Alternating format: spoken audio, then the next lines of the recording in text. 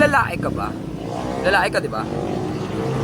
Tandaan mo palagi, para na yung mga babae, nandiyan lang yan sila. Magpapaganda, mag-aayos, para makuha yung atensyon nating mga lalaki.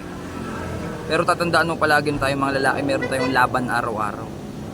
Meron tayong goal palagi. Meron tayong responsibilidad sa mga sarili natin. Na kailangan lagi tayong mag-improve. Piliin mo lagi na mag-improve bilang lalaki. Ano man yung craft, ano man yung skill, ano man yung talento na meron ka, lagi mong i-improve yan. Huwag kang makontento sa kung ano yung kakayahan mo ngayon. Kailangan mo laging i-level up yan. Kasi kapag nagtagumpay ang isang babae na makuha yung attention mo at hindi nakafix yung focus mo doon sa pag-build ng sarili mo, malaking problema yan.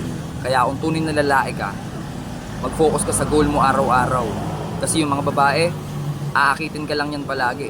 Hanggang sa, ayun, nasakripisyo mo na yung goal mo, which is, yun yung mas mahalaga.